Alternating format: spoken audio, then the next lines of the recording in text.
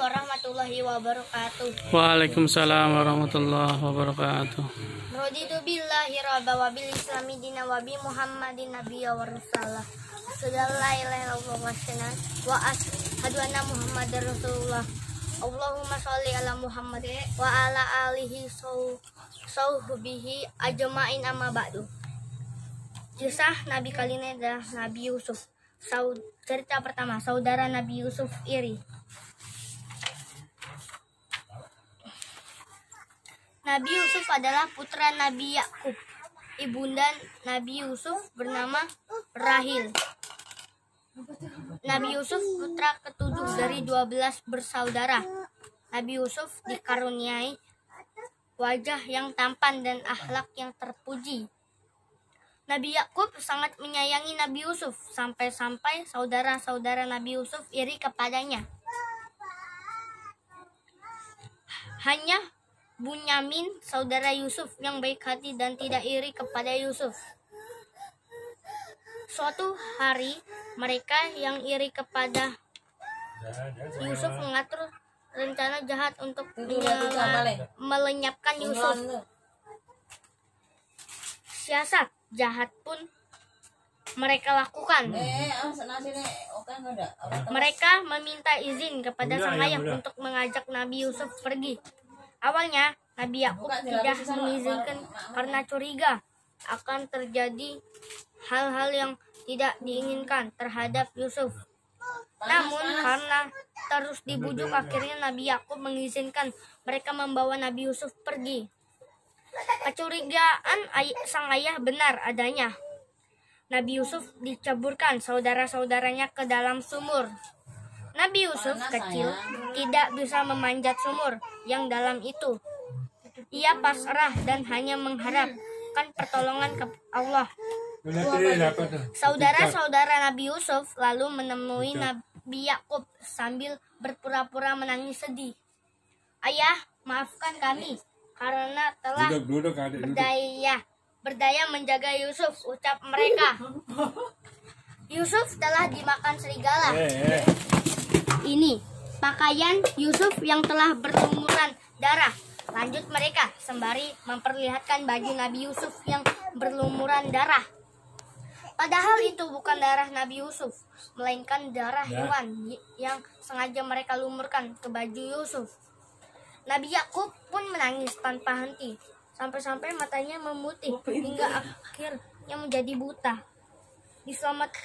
Cerita kedua, diselamatkan kafilah. Nabi Yusuf berada di dalam sumur selama 3 hari. Sampai akhirnya lewatlah kafilah dagang dan berhenti di dekat sumur itu. Tampaknya kafilah itu kehausan. Mereka lalu melemparkan timba ke dalam sumur. Nabi Yusuf segera menjangkau timba itu dan memegang kuat-kuat.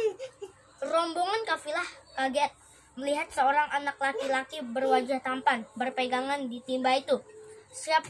Siapakah anak tampan ini, ucap mereka penasaran. Kita jadikan saja dia budak, lalu kita jual ke pasar, lanjut mereka. Nabi Yusuf akhirnya dijadikan budak, lalu dijual di pasar.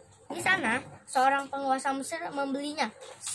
Sang penguasa merasa tertarik ketika melihat paras Nabi Yusuf yang mencerminkan kecerdasan. Berikanlah kepadanya tempat dan layanan yang baik. Mudah-mudahan dia bermanfaat bagi kita atau kita pungut dia sebagai anak, kata sang penguasa kepada istrinya. Dalam asuhan keluarga penguasa itu, Nabi Yusuf diperlakukan sangat baik, layaknya keluarga sendiri. Nabi Yusuf sama sekali tidak diperlakukan sebagai mana budak. Justru di rumah penguasa itu Nabi Yusuf diajari berbagai ilmu pengetahuan. Cerita ketiga, digoda istri penguasa. Ketampanan Nabi Yusuf ternyata membuat istri si penguasa tergoda dari hari ke hari. Istri penguasa itu semakin cinta kepada Nabi Yusuf. Semakin dewasa Nabi Yusuf semakin tampanlah wajahnya. Istri penguasa pun semakin tertarik dan menginginkan anak asuhnya yang rupawan itu. Suatu hari istri penguasa menggodanya. Namun Nabi Yusuf sama sekali tidak tergoda karena kecintaan dan ketaatannya kepada Allah Subhanahu wa Ta'ala. Nabi Yusuf bahkan menasehati istri penguasa itu agar bertobat dan tidak mengikuti hawa nafsu. Nabi Yusuf segera keluar dari kamar istri penguasa. Si istri penguasa itu sakit hati karena ditolak. Ia tarik baju Nabi Yusuf kuat-kuat hingga sobek. Saat itulah si penguasa datang. Suamiku, Yusuf telah menggodaku. Lihatlah bajunya yang sobek itu, ucap istri sang penguasa. Maaf tuan, bukan saya yang menggoda. Justru istri tuan yang menggoda saya. Aku mengelak tapi dia terus mengejarku dan menarikku hingga sobeklah bajuku. Sangatlah sanggah Nabi Yusuf. Akhirnya dipanggillah seorang sebagai saksi. Jika baju Yusuf sobek di depan istri tuan, berkata benar, dan Yusuf berdusta. Namun jika baju Yusuf sobek di belakang, istri tuan berdusta dan Yusuf berkata benar, ucap saksi itu. Terbuktilah siapa yang berdusta. Segala puji bagi Allah yang senantiasa menjaga Nabi Yusuf dari perbuatan tercela. Cerita keempat, Nabi Yusuf bertemu keluarga. Seiring berjalannya waktu, Allah menakdirkan kebaikan untuk Nabi Yusuf. Ia diangkat oleh penguasa istana menjadi perdana menteri. Suatu ketika negeri dilanda kekeringan. Penduduk luar Mesir berbondong-bondong ke istana demi mendapatkan bantuan. Dalam barisan penduduk itu, Nabi Yusuf melihat ada serombongan orang yang dia kenal. Nabi Yusuf mengenali mereka, tetapi mereka tidak mengenali Nabi Yusuf. Siapakah mereka? Mereka adalah saudara-saudara Nabi Yusuf yang dulu berbuat jahat kepada Nabi Yusuf, menceburkan ke dalam sumur. Sudilah Tuan memberi bantuan makanan secukupnya kepada kami, ucap mereka mengibah.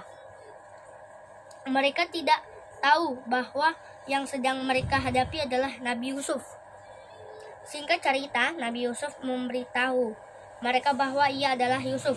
Sontak mereka semua kaget. Maafkan kami Yusuf, dulu kami telah berbuat jahat kepadamu. Saudara-saudaranya menangis dan menyesali perbuatan mereka. Nabi Yusuf memaafkan mereka. Sekarang pergilah kalian dengan membawa bajuku ini, lalu usapkan ke wajah ayahku. Nanti dia akan melihat kembali dan bawalah seluruh keluargamu kepadaku. Sesampainya di rumah, diusapkanlah baju Nabi Yusuf ke wajah ayahnya. Seketika penglihatan sang ayah kembali normal. Dia kembali bisa melihat keindahan alam. Maafkan kami ayah, kamilah yang dulu mencelakakan Yusuf, ucap mereka menyesal. Sang ayah pun memaafkan mereka. Kurang lebihnya mohon maaf. Billahi taufiq wal hidayah. Wassalamualaikum warahmatullahi wabarakatuh.